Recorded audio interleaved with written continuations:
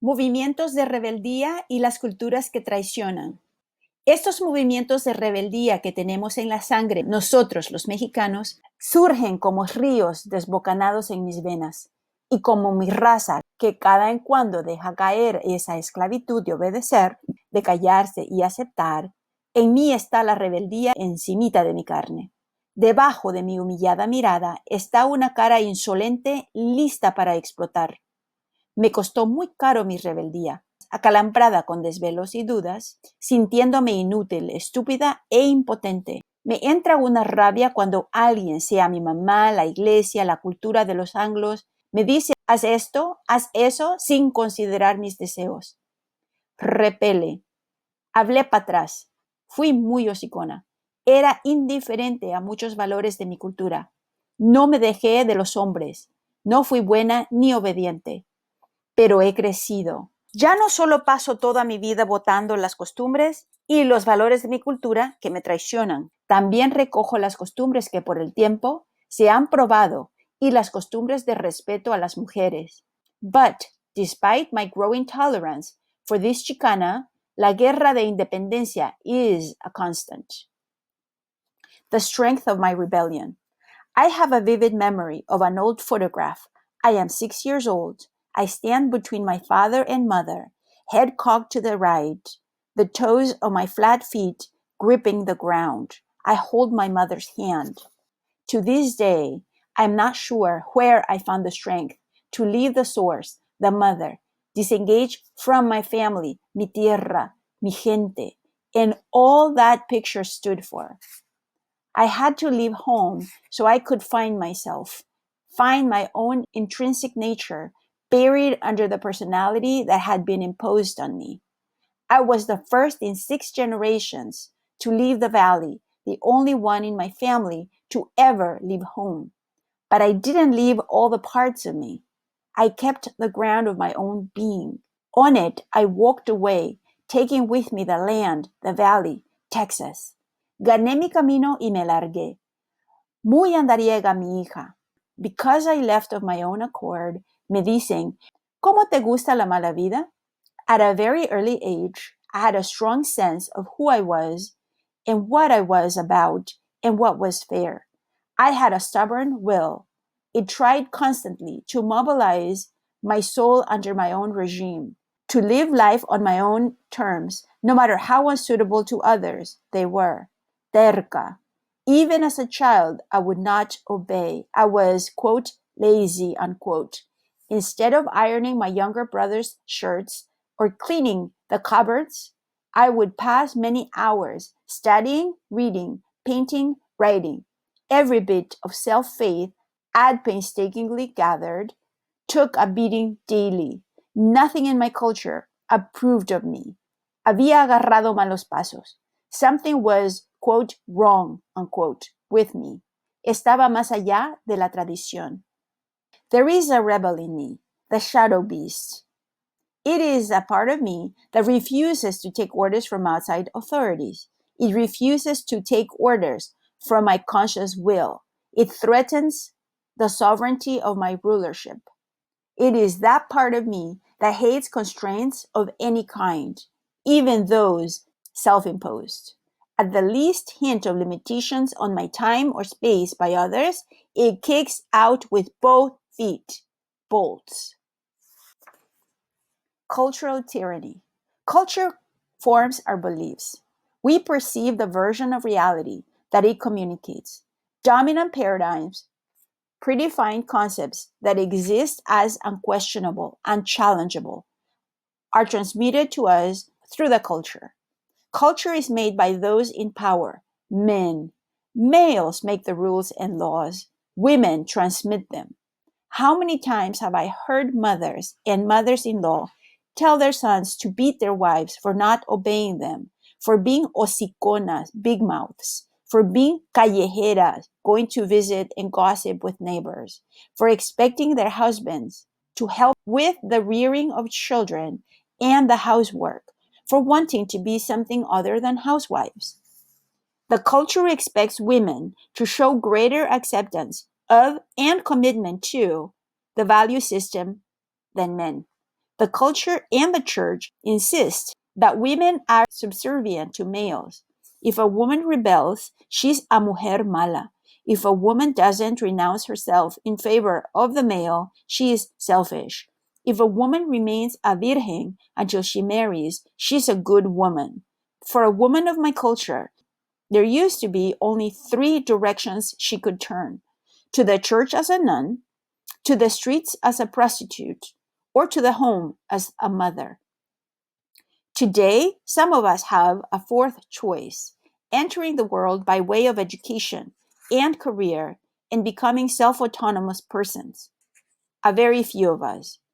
As a working class people, our chief activity is to put food in our mouths, a roof over our heads, and clothes on our backs. Educating our children is out of reach for most of us. Educated or not, the onus is still on woman to be a wife mother. Only the nun can escape motherhood. Women are made to feel total failures if they don't marry and have children. ¿Y cuándo te casas, Gloria? ¿Se te va a pasar el tren? Y yo les digo, pues si me caso no va a ser con un hombre. Se quedan calladitas. Sí, soy hija de la chingada. I've always been her daughter. No estés chingando. Humans fear the supernatural, both the undivine, the animal impulses such as sexuality, the unconscious, the unknown, the alien, and the divine, the superhuman, the God in us. Culture and religion seek to protect us from those 2 forces. The female, by virtue of creating entities of flesh and blood in her stomach, she bleeds every month but does not die, by virtue of being in tune with nature's cycles, is feared. Because according to Christianity and most other major religions, woman is carnal, animal, and closer to the undivine. She must be protected from herself. Woman is the stranger, the other. She's man's recognized nightmarish pieces, his shadow beast. The sight of her sends him into a frenzy of anger and fear. La gorra, el rebozo, la mantilla are symbols of my culture's, quote, protection, unquote, of women. Culture, red males, professes to protect women. Actually, it keeps women in rigidly defined roles. It keeps the girl child from other men. Don't poach on my preserves. Only I can touch my child's body. Our mothers taught us well. Los hombres nomás quieren una cosa. Men aren't to be trusted. They are selfish and are like children.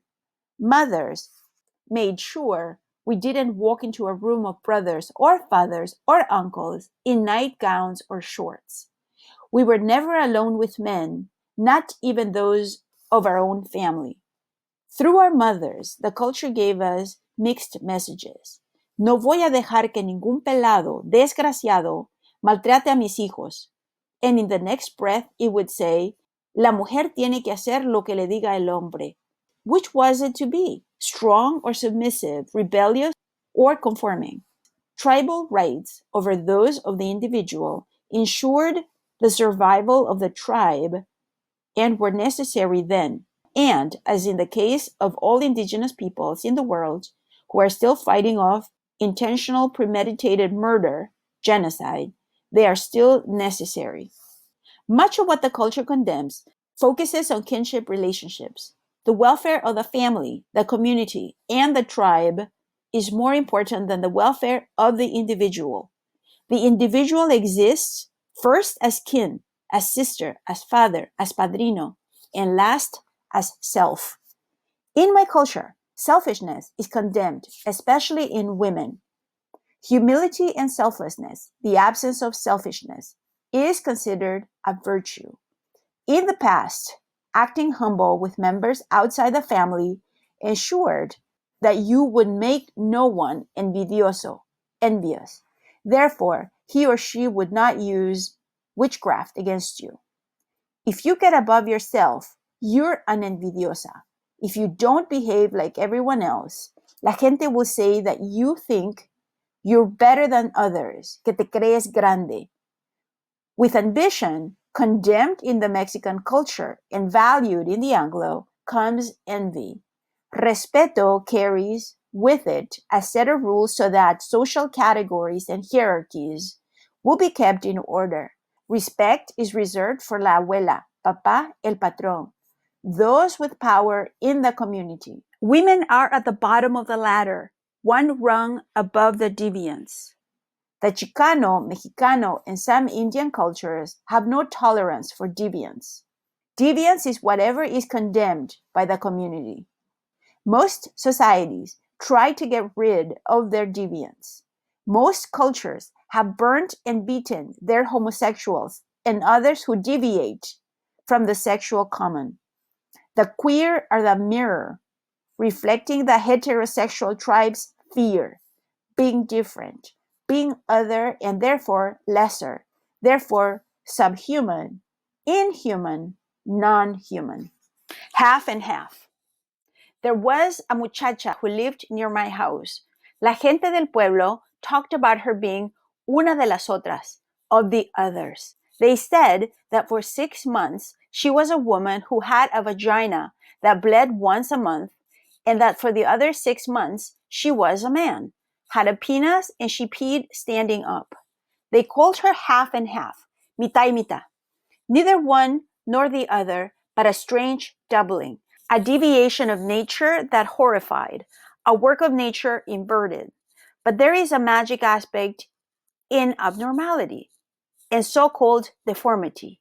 Maimed, mad, and sexually different people were believed to possess supernatural powers by primal cultures, magical religious thinking.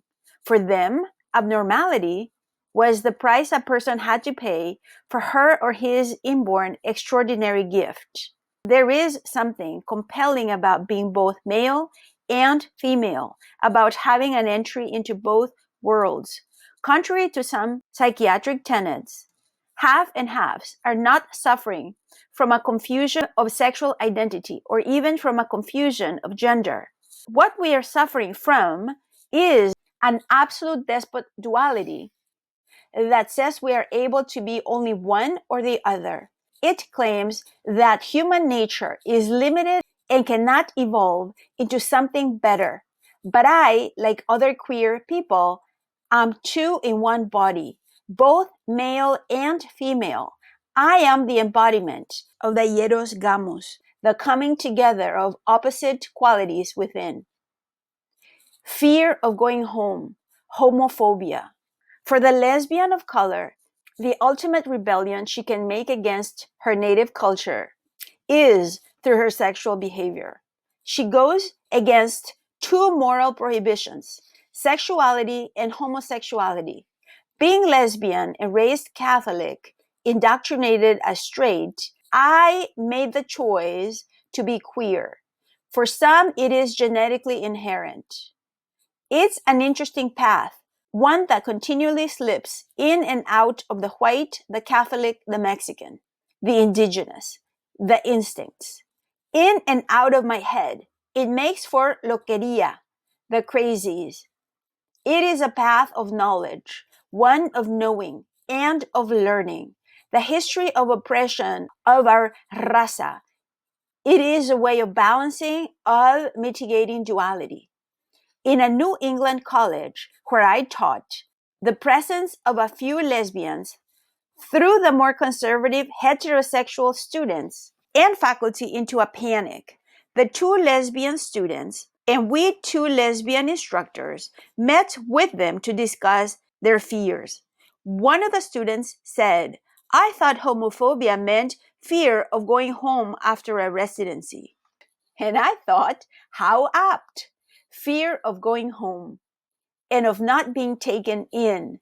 We're afraid of being abandoned by the mother, the culture, la raza, for being unacceptable, faulty, damaged. Most of us unconsciously believe that if we reveal these unacceptable aspects of the self, our mother, culture, race will totally reject us.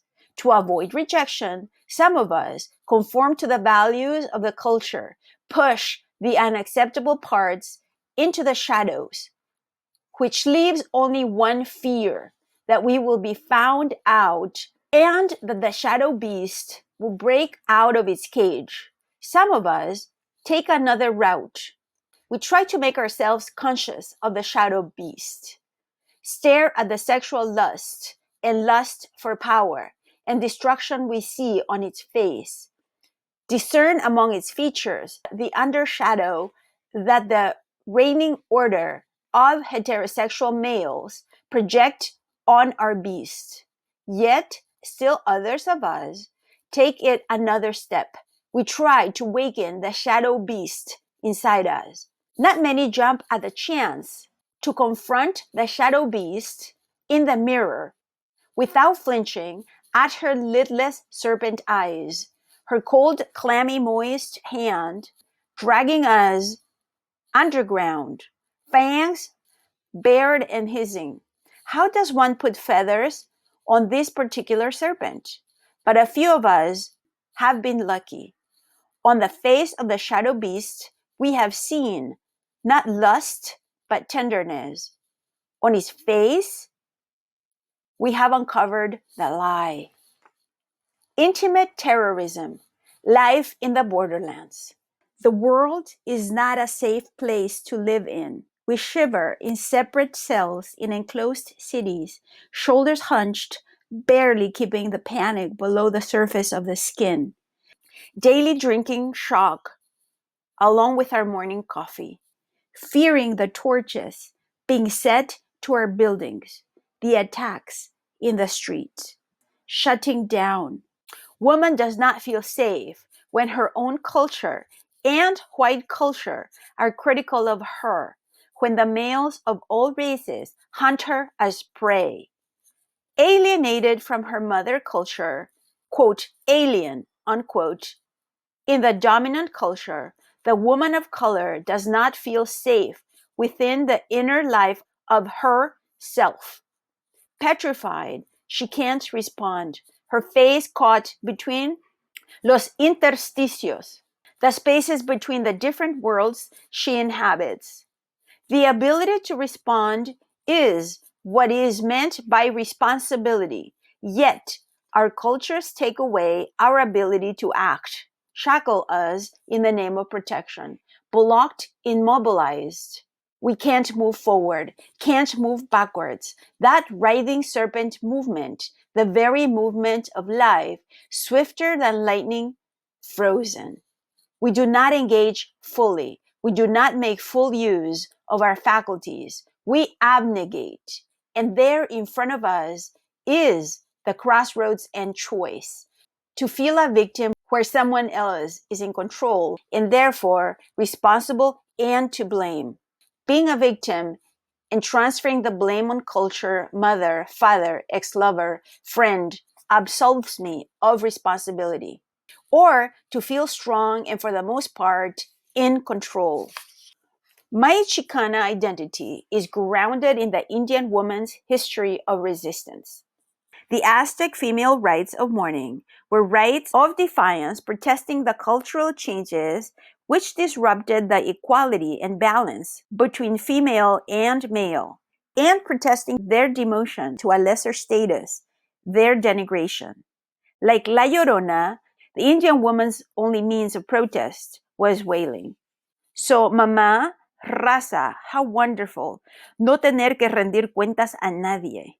I feel perfectly free to rebel and to rail against my culture.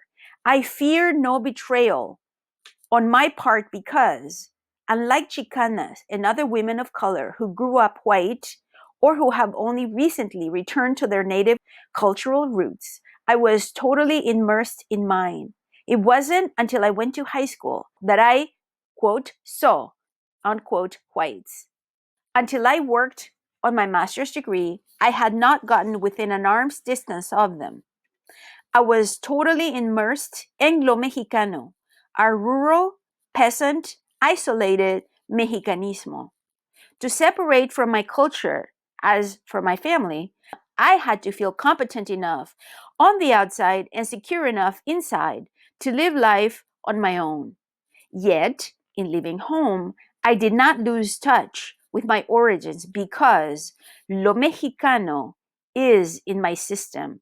I am a turtle. Wherever I go, I carry, quote, home, unquote, on my back. Not me sold out my people, but they me. So yes, the quote, home, unquote, permeates every sinew and cartilage in my body, I too am afraid of going home. Though I'll defend my race and culture when they are attacked by non-Mexicanos. Conozco el malestar de mi cultura. I abhor some of my culture's ways. How it cripples its women. Como burras. Our strengths used against us. Lowly burras, bearing humility with dignity. The ability to serve, claim the males, is our highest virtue. I abhor how my culture makes macho caricatures of its men. No, I do not buy all the myths of the tribe into which I was born.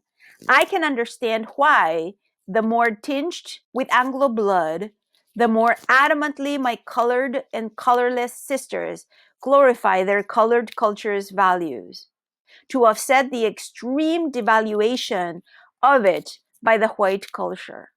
It's a legitimate reaction, but I will not glorify those aspects of my culture which have injured me and which have injured me in the name of protecting me. So don't give me your tenets and your laws. Don't give me your lukewarm gods. What I want is an accounting with all three cultures, white, Mexican, Indian.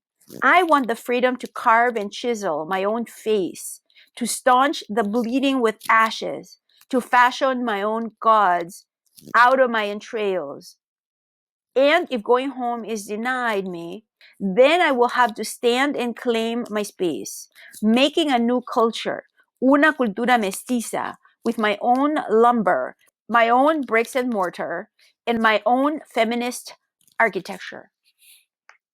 The wounding of the India mestiza. Estas carnes indias que despreciamos nosotros los mexicanos, así como despreciamos, condenamos a nuestra madre Malinali, nos condenamos a nosotros mismos, esta raza vencida, enemigo cuerpo. Not me sold out my people, but they me. Malinali Tenepat, or Malintzin, has become known as La Chingada, the fucked one. She has become the bad word that passes a dozen times a day from the lips of Chicanos. Whore, prostitute, the woman who sold out her people to the Spaniards are epithets Chicanos spit out with contempt. The worst kind of betrayal lies in making us believe that the Indian woman in us is the betrayer. We Indias y mestizas police the Indian in us, brutalize and condemn her. Male culture has done a good job on us. Son las costumbres que traicionan. La India en mí es la sombra, la chingada, Tlazolteotl, Coatlicue. Son ellas que oímos lamentando a sus hijas perdidas. Not me sold out my people, but they me. Because of the color of my skin, they betrayed me. The dark-skinned woman has been silenced, gagged, caged, bound into servitude, with marriage, bludgeoned for 300 years, sterilized, and castrated in the 20th century. For 300 years, she has been a slave, a force of cheap labor, colonized by the Spaniard, the Anglo, by her own people, and in Mesoamerica, her lot, under the Indian patriarchs, was not free of wounding. For 300 years, she was invisible. She was not heard. Many times she wished to speak, to act, to protest, to challenge. The odds were heavily against her. She hid her feelings. She hid her truths. She concealed her fire, but she kept stoking the inner flame. She remained faceless and voiceless, but a light shone through her veil of silence.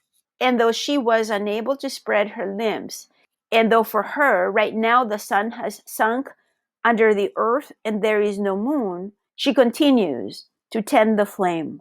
The spirit of the fire spurs her to fight for her own skin and a piece of ground to stand on, a ground from which to view the world, a perspective, a home ground where she can plumb the rich ancestral roots into her own ample mestiza heart.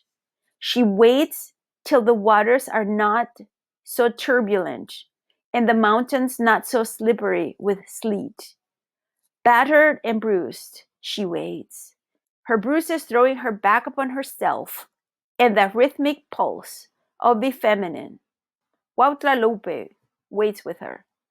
Aquí en la soledad prospera su rebeldía. En la soledad ella prospera.